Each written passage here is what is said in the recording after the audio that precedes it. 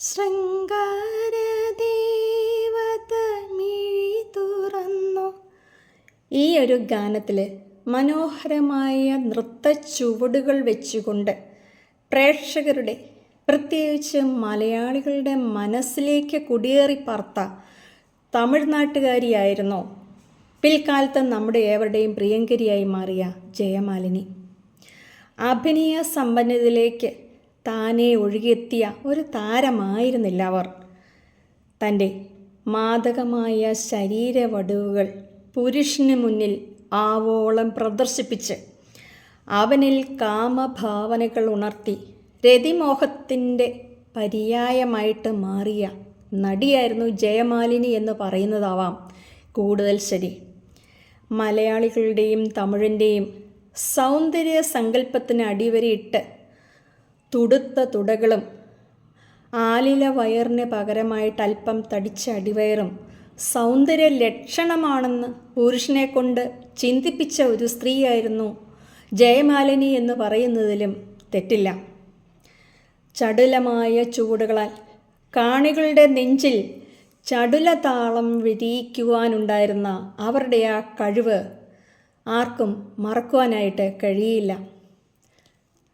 പഴയ കാലത്തെ കവികളൊക്കെ വർണ്ണിച്ചതുപോലെ വാഴത്തട പോലെയുള്ള അതിഗംഭീരമായ തുടകൾ, അതേപോലെ മനോഹരമായ ശരീരം, അതൊക്കെ ധാരാളമായിട്ട് പ്രദർശിപ്പിച്ച് അല്പവസ്ത്രധാരിണിയായിട്ട് തൻ്റെ മാദക സൗന്ദര്യം ഒരു പുരുഷന് മുന്നിൽ, കാണികളുടെ മുന്നിൽ എങ്ങനെയൊക്കെ പ്രദർശിപ്പിച്ച് അവരെ തന്നിലേക്ക് ആകർഷിക്കാം എന്നത് മാത്രമായിരുന്നു ജയമാലിനി ചെയ്തത് എന്ന് പറയുന്നതാണ് ഒന്നുകൂടെ ശരിയായ ഒരു കാര്യം. ഇവർ അഭിനയിച്ച സിനിമകളെല്ലാം തന്നെ നിരവധി കുളി സീനുകൾ കൊണ്ടും നൃത്തങ്ങൾ കൊണ്ടും ശരീരത്തിൻ്റെ മുൻഭാഗവും പിൻഭാഗവും അംഗവടിവുകളുമൊക്കെ ആവോളം അന്നത്തെ കാലത്തെ പുരുഷൻ്റെ മനസ്സിലേക്ക് കടത്തിവിടുന്ന രീതിയിലായിരുന്നു ചിത്രങ്ങളൊക്കെയും ജയമാലിനിക്ക് വേണ്ടി ഒരുക്കിയിരുന്നത് എന്ന് പറയുന്നതാണ് കൂടുതലും ശരി. 1979 മലയാള സിനിമയിൽ ഒരു നായികാ നടിയായിട്ട് ഉയർന്ന ജയമാലിനിയുടെ പിന്നീട് അങ്ങോട്ടുള്ള യാത്ര വല്ലാത്തൊരു ഉയർച്ച തന്നെയായിരുന്നു. ജയമാലിനി കോംബോ പ്രേക്ഷകർ ഇരു കൈയും നീട്ടിയാണ് സ്വീകരിച്ചത്. ശരപഞ്ചരത്തിലും മറ്റു പല സിനിമകളിലും മലയാളത്തിലെ പ്രമുഖരായ നായകന്മാരുടെ ഒപ്പമാണ് അവർ അഭിനയിച്ചത്. പ്രേം നസീർ, മോഹൻലാൽ, മമ്മൂട്ടി, രതീഷ് ഇവരോടൊക്കെ ഒപ്പം ഇവർ അഭിനയിച്ച സീനുകൾ, കഥാപാത്രങ്ങളൊക്കെയും മികവാർന്നതായിരുന്നു, മിഴിവുള്ളതായിരുന്നു. അഭിനയം കൊണ്ടും സൗന്ദര്യം കൊണ്ടും ഇല്ലെങ്കിൽ അത്തരത്തിലുള്ള ഭാഗങ്ങൾ കാണിച്ചുകൊണ്ട് പ്രേക്ഷകരെ പിടിച്ചിരുത്തിയ സിനിമകളിലായിരുന്നു അവർ കൂടുതലും അഭിനയിച്ചത്.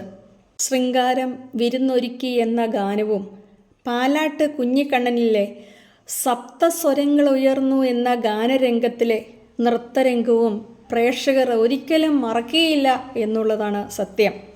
ഒരു പതിറ്റാണ്ടോളം നല്ല കഥാപാത്രങ്ങളിലൂടെ നമ്മുടെ ഇടയിൽ നിറഞ്ഞ ഇവർ പിൽക്കാലത്ത് സൗന്ദര്യ സങ്കല്പം വഴിഞ്ഞൊഴുകുന്ന നമ്മുടെയൊക്കെ അനുരാധ മലയാളത്തിലേക്ക് കടന്നു വന്നതോടെ പതിയെ പതിയെ സിനിമയിൽ നിന്ന് അപ്രത്യക്ഷയായി എന്ന് പറയുന്നതാണ് കൂടുതൽ ശരി.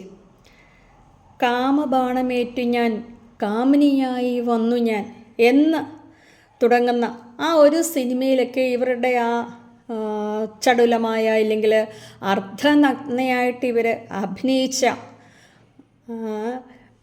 മഞ്ഞ വസ്ത്രം ധരിച്ച് അതിലൊക്കെ അവരുടെ ആ ഒരു കോമ്പിനേഷൻ ഇല്ലെങ്കിൽ അതിലേക്ക് ആ ഗാനരംഗം ഇന്നും ഹോട്ട് സീൻ കാണാൻ ആഗ്രഹിക്കുന്ന ആളുകളുടെ മനസ്സിൽ ആദ്യമേ കണ്ടെത്തുന്ന അല്ലെങ്കിൽ നോക്കുമ്പോഴേ കിട്ടുന്ന കാര്യമാണ്. അതേപോലെ പലപ്പോഴും ഇവരുടെ നൃത്തരംഗങ്ങൾ വല്ലാത്ത ഒരു വികാരം പുരുഷനിൽ സൃഷ്ടിക്കാൻ പോകുന്നതായിരുന്നു. ചുരുക്കി പറഞ്ഞാൽ ഏതാണ്ട് 10 വർഷത്തിന് മുകളിൽ മലയാളികളുടെ മനസ്സിൽ രതി നർത്തനമാടിയ രതിദേവിയായിരുന്നു ജയമാലിനി എന്നുള്ളതാണ് യാഥാർത്ഥ്യം ജയമാലിനിയെ ഇന്നും നെഞ്ചിലേറ്റുന്ന ഒരു പറ്റം ആളുകൾ നമ്മുടെയൊക്കെ ഇടയിൽ ആ ഓർമ്മകളിൽ, അവരുടെ അഭിനയത്തിൽ, അവരുടെ ആ നൃത്തത്തിലൊക്കെ മതോന്മത്തരായി ആ ഓർമ്മകളിൽ ഇടയ്ക്കിടയ്ക്ക് ആ സിനിമകളൊക്കെ കണ്ട് ആസ്വദിച്ച് മുന്നോട്ട് പോകുന്നു എന്നുള്ളതാണ് സത്യം. ജയമാലിനിക്ക് പകരം ജയമാലിനി മാത്രം.